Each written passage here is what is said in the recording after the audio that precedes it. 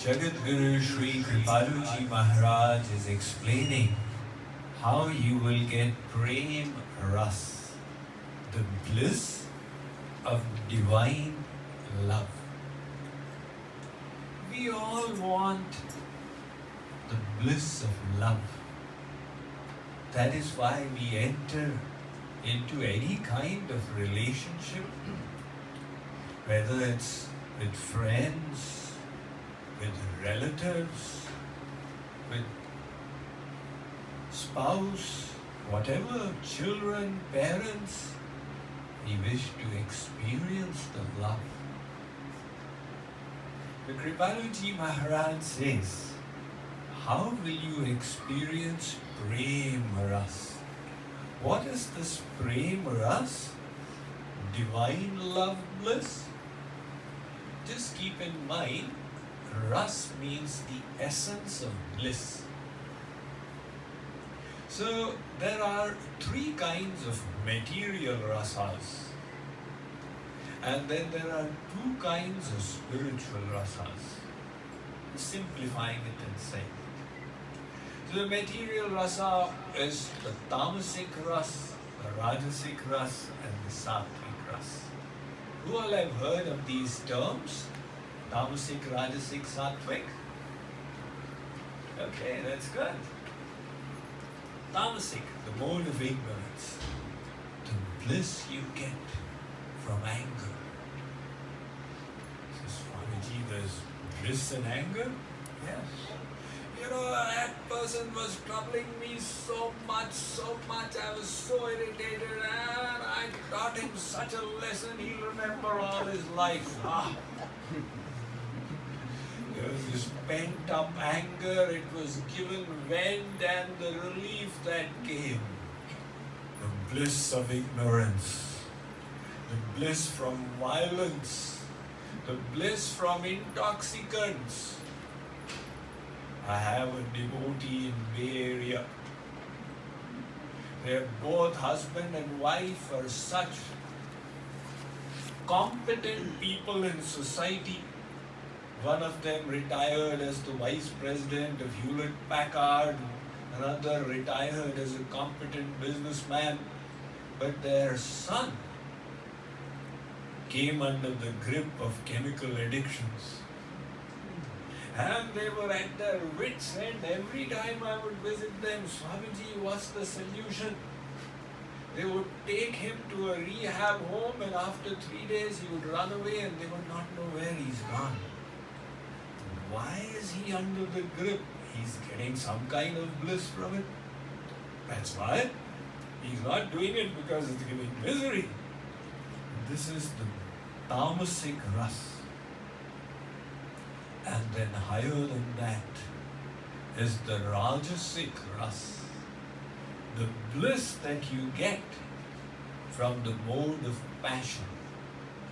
When the senses contact their objects. Oh, Meenuji, what is there for dinner today? Do you have those hot brown crusted gulab jamuns? Mouth is already watering in anticipation. This rajasic ras, the whole world is running after it. The rajasic ras from the mode of passion.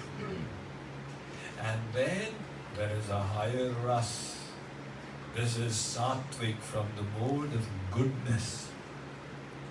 The ras when the desires have eased down, relaxed their grip on the mind, and the mind has got endowed with some virtues like peace and kindness and compassion, and there is the dawning of knowledge.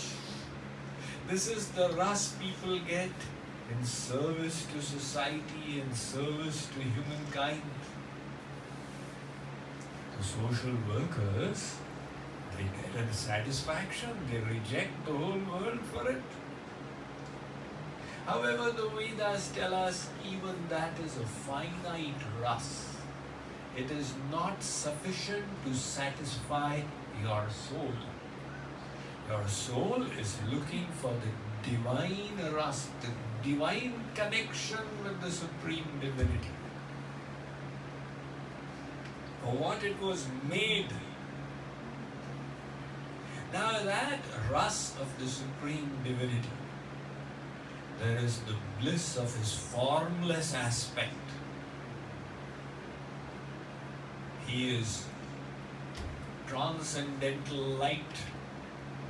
He is all-pervading. He has His formless, attributeless, immutable aspect, which many yogis choose to meditate upon. Many jnanis consider the object of their spiritual pursuits. And then there is the divine love bliss, which the devotees get in bhakti, in loving devotion to the Supreme Divine Personality. So that bliss is so sweet that suppose Romeo and Juliet had no opportunity to see each other.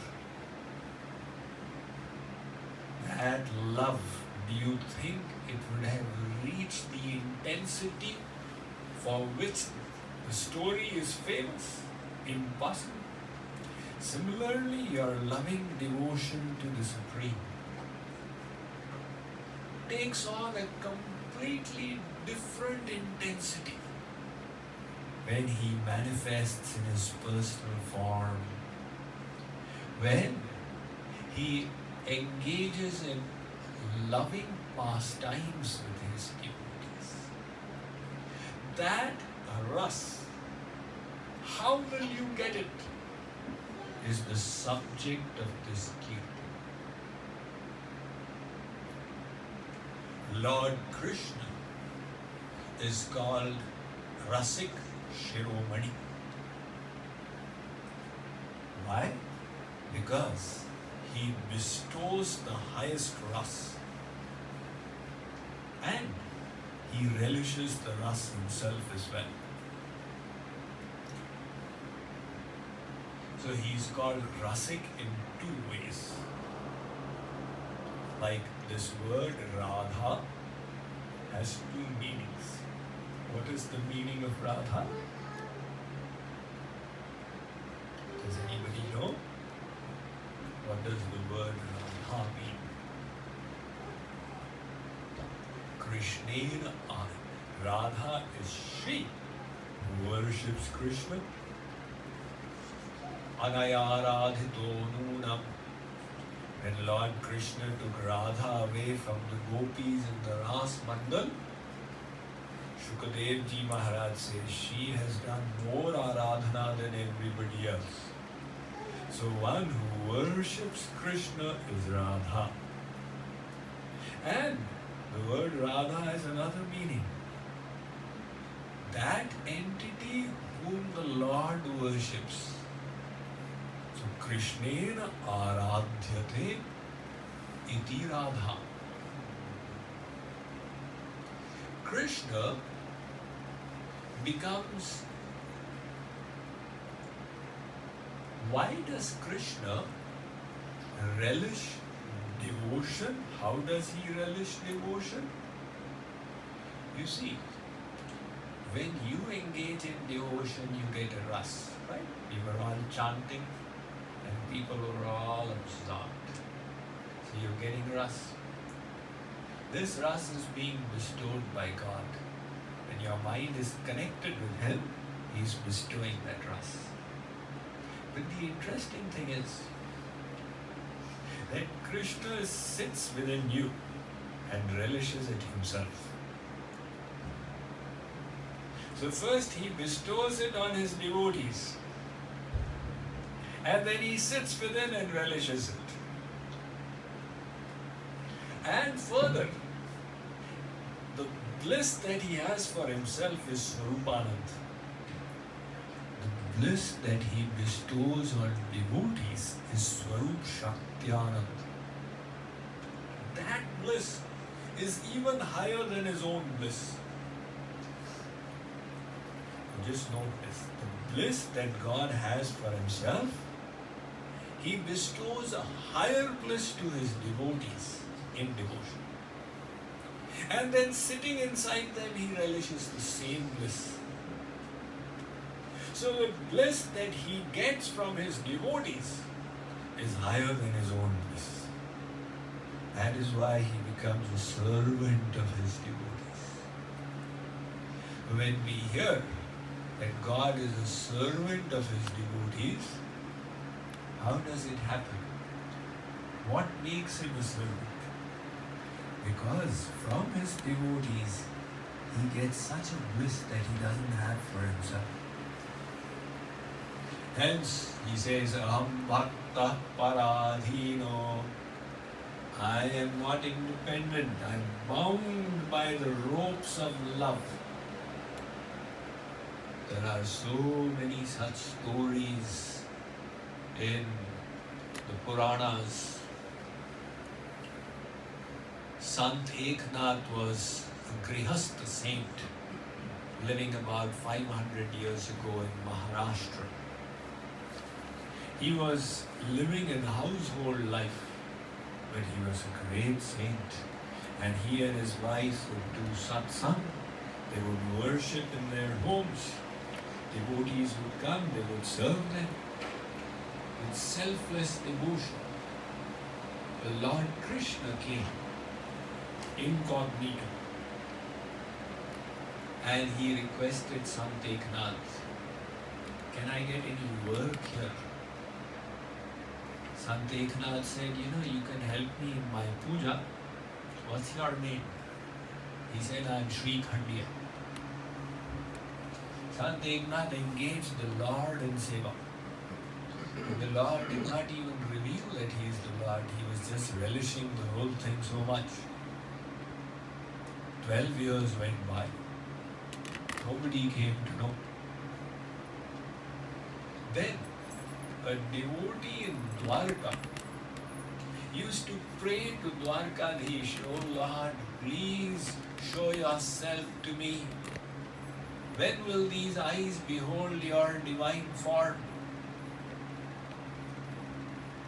Dwarkadhish, Lord Krishna, spoke to him and said, "You want to see me? Go to Maharashtra, and there in the house of Sant Eknath, I'm working as a servant. You can see me there."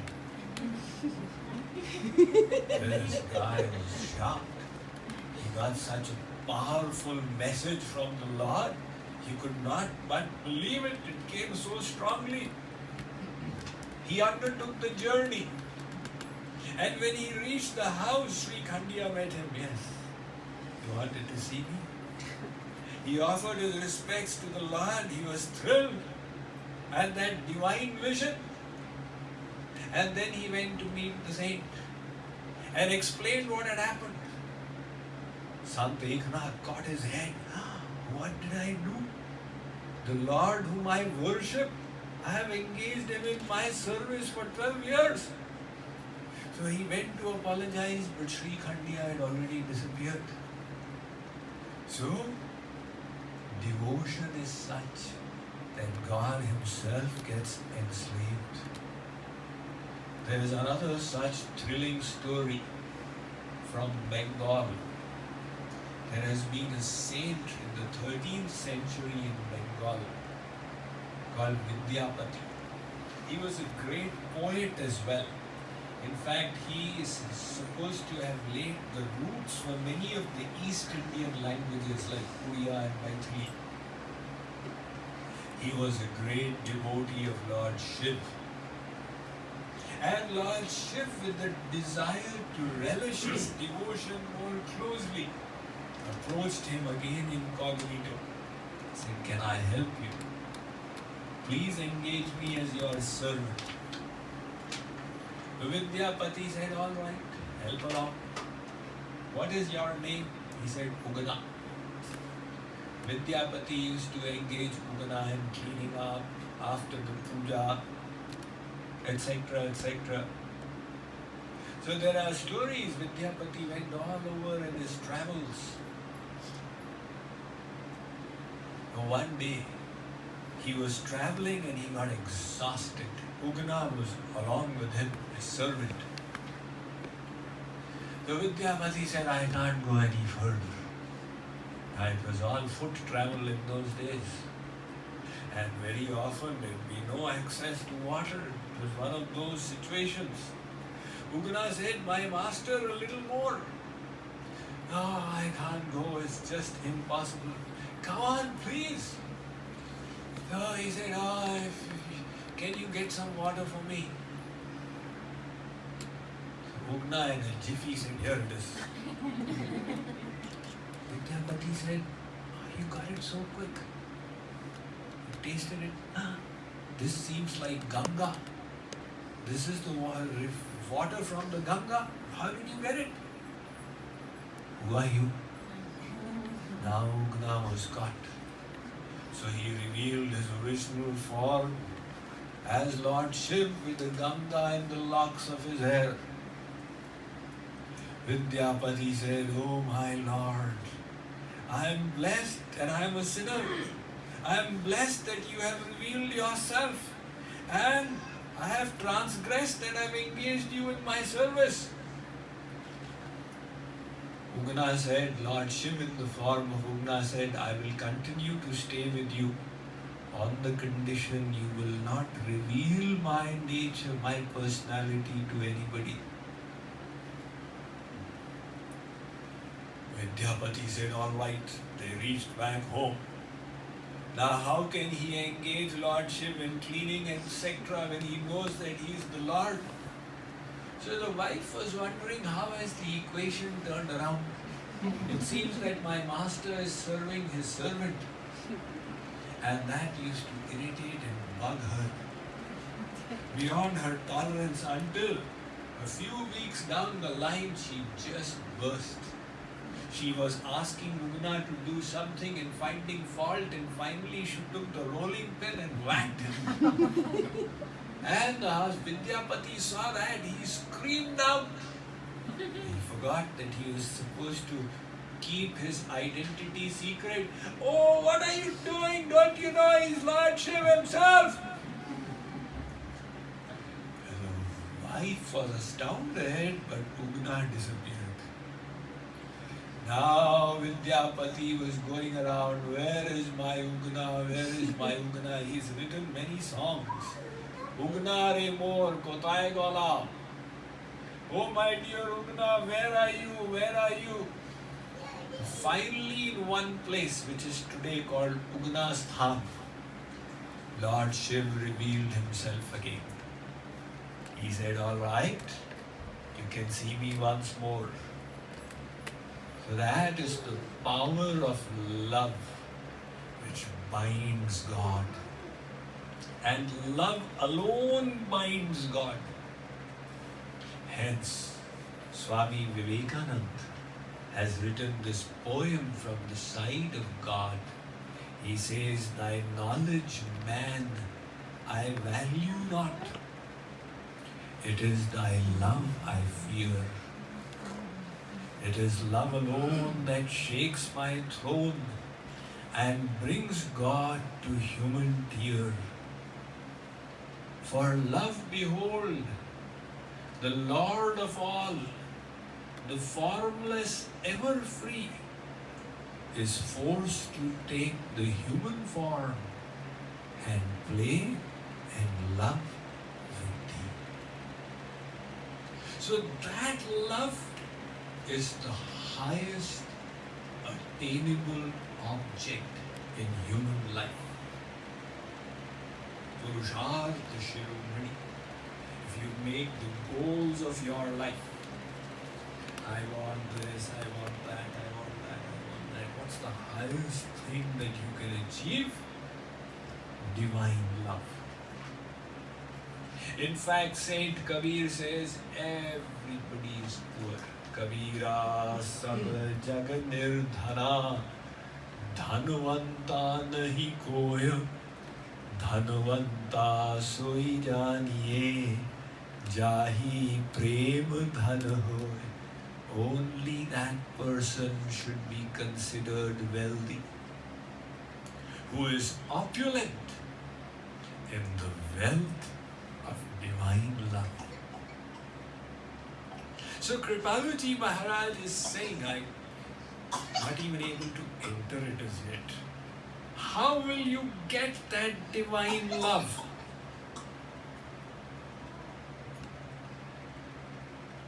First of all, you must have the desire for it. You can take a horse to the water, you can't make it drink. You must have a deep desire. You know, growing up in Delhi, we used to have these really oppressive Indian summers. And the facilities about 50 years ago were very meager. As an 8-9-year-old, in the summer days when the temperatures were 112 and we were just walking around in the sun, it would be such a relief to drink. So we would have the water vendors. Somebody, he would have a cart with water and some ice. So cool water they would sell it. So initially it used to be 5 paise per glass, then with inflation it became 10 paise and 25 paise. So you could get 1 glass of cool water in the hot sun for 25 paise. So I remember as a boy I was standing there utilizing my money for exchange for water. Another person came and he asked the vendor, how much for the water? He said 25 paise. And that man started bargaining, will you give it to me for 15? Okay, give it to me for 20. The vendor said, sir, you are not feeling thirsty.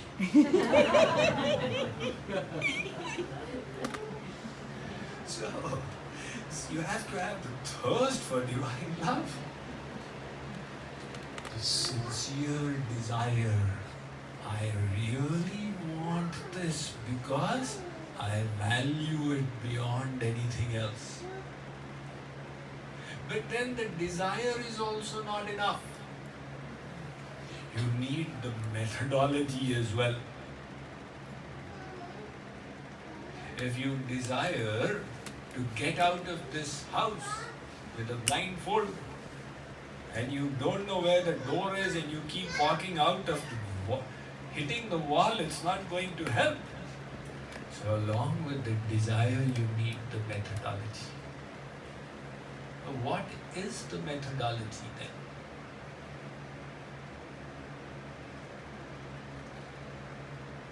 One villager, near the village was a hillside, and on the hill was a cave, and the villagers knew that one Siddh Mahatma, one perfected saint, used to live in that cave. So a villager went up to him. He climbed up all the way, and he found it's all dark there. Nevertheless, the pupils, they dilate, and then slowly he could see, he saw, there is the sage. And he said, the sage said, my child, why have you come to me today? The villager said, O sage, I have the desire for para-bhakti, divine love. Can you please tell me how I will receive it? The sage said, I will. There is a lantern,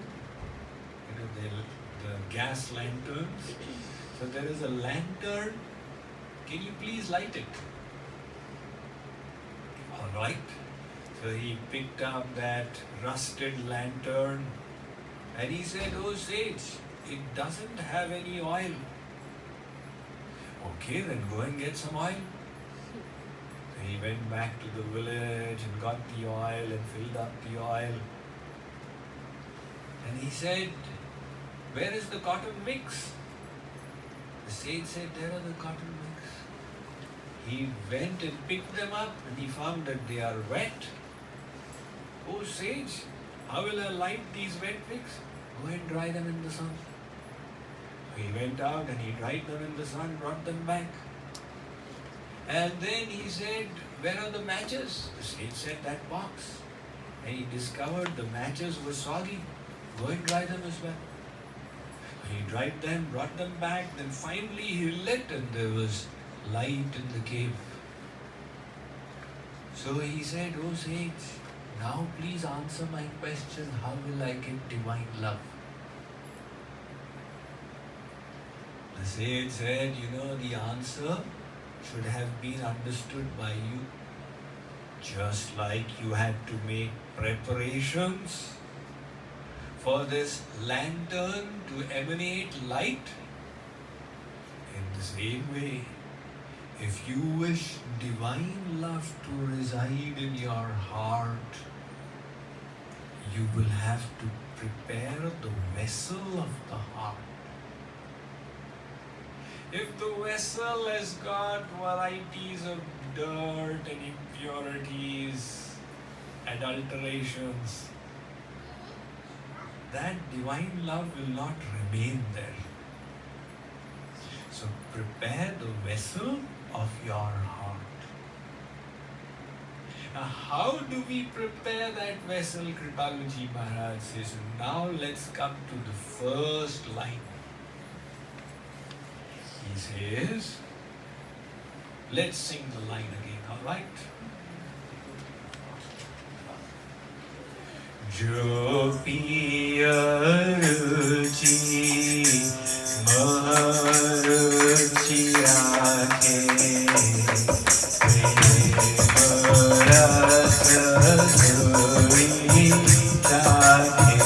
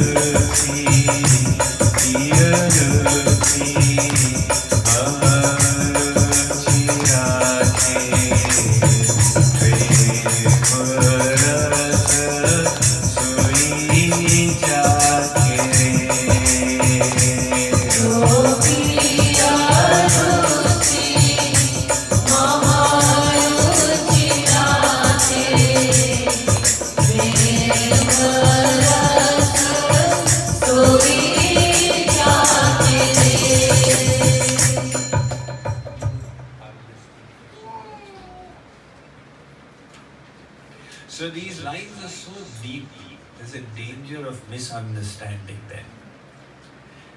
Kripalu Maharaj says, that person will relish divine love who keeps his or her desire in the desire of the beloved. See, why do fights happen in the world? Love at first sight and divorce at first fight. Why do fights happen?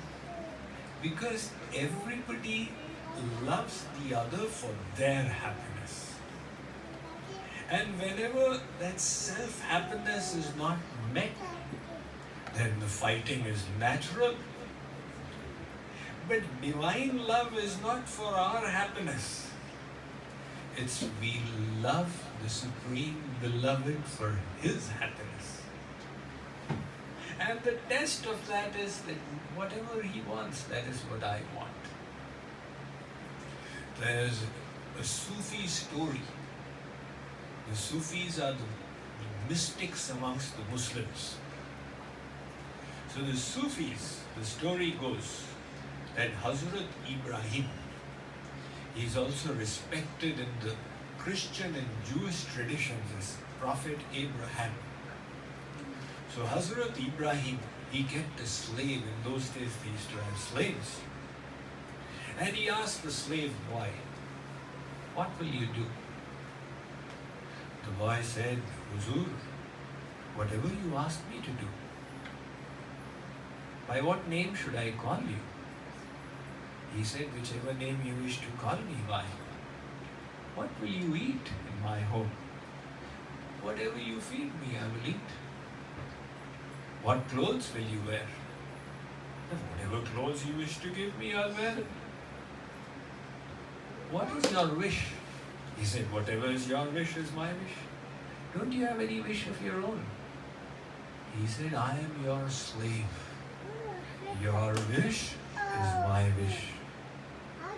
Hazrat Ibrahim said, my, you are like my spiritual teacher. You have taught me how to worship Allah. Whatever is the Lord's wish is our wish because we are His servants. You are free today. I release you. Go. So, divine love, there is no scope for fighting. Why? Because it is selfless. And because our will is united with the divine will. That's the first line. Now, I would have liked to elaborate for 1 hour, but I will not.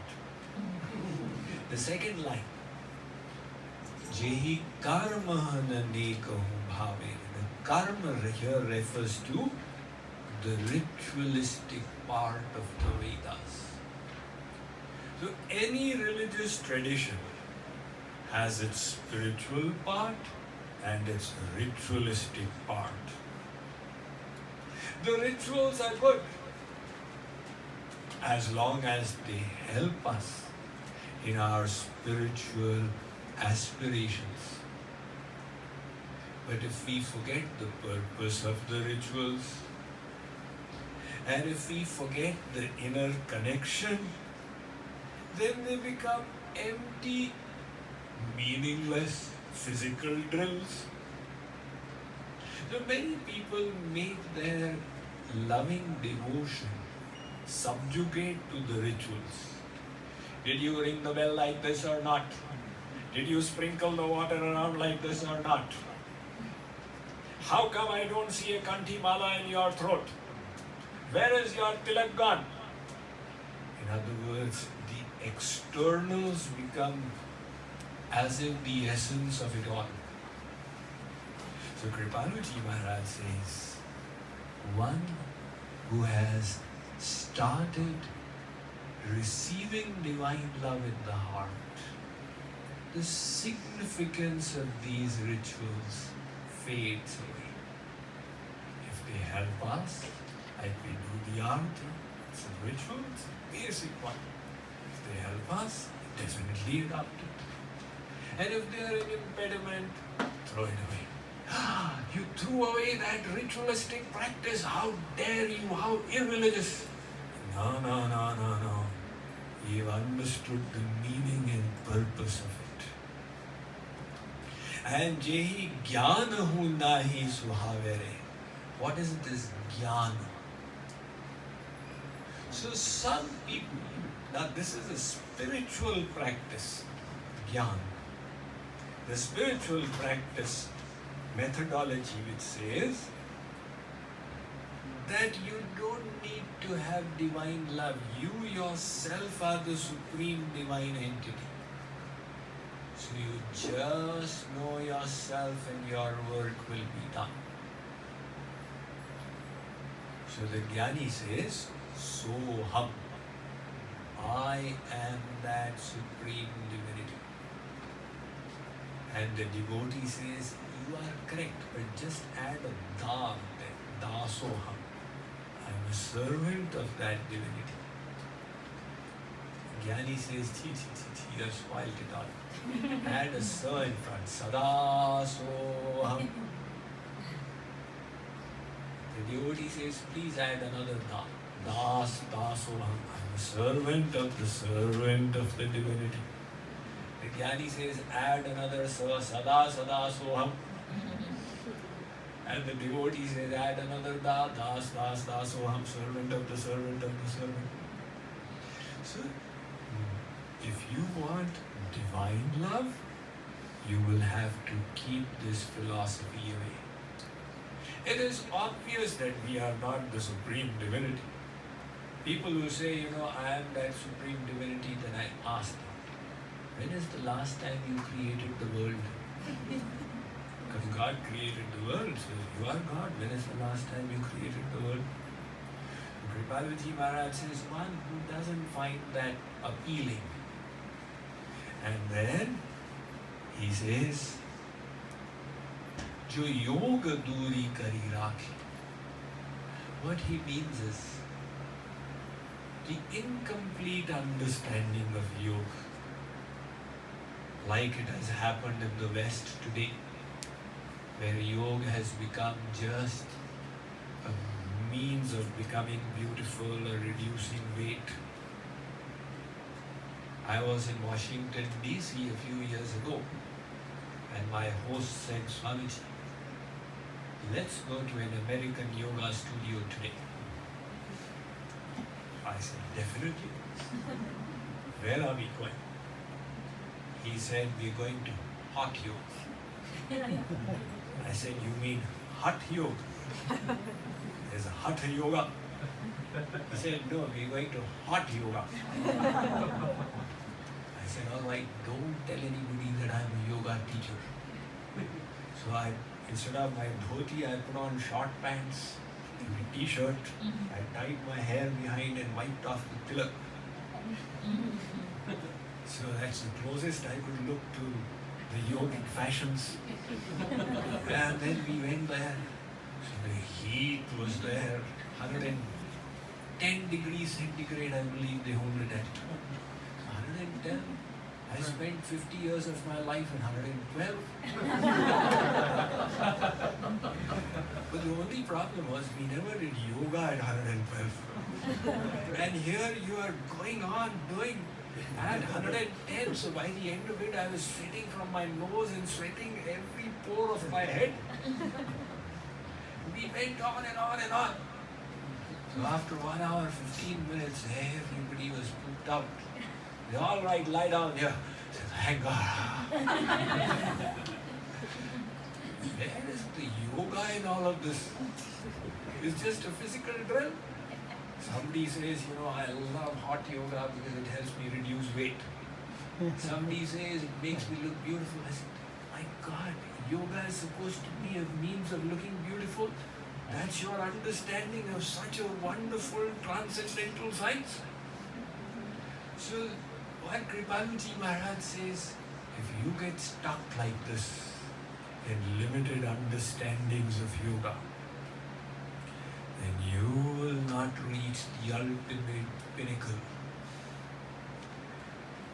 Bhagavad Gita says, Yoginam api sarvesham madgatayena antaratmana Shraddhavan bhajate yo mam same yuktam tamo mataha. Arjun, Lord Krishna is saying, amongst all the yogis, so he describes Karm yogi, Gyan yogi, Hatha yogi. And then he says, Arjun, amongst all the yogis, I consider that to be supreme, where one is united with me, surrendered in consciousness, in loving devotion. So if you want that, then don't become a slave of the rituals. Don't say I am God. And don't remain stuck in half-baked yoga. Move ahead deeper in this journey. We have covered 3 lines. It's a 12-line Kirtan. Now that the base is made, tomorrow we will move quickly and see what he says. How to reach that pinnacle of the mountain of divine love. Boliye Vrindavan Bihari Lal Ki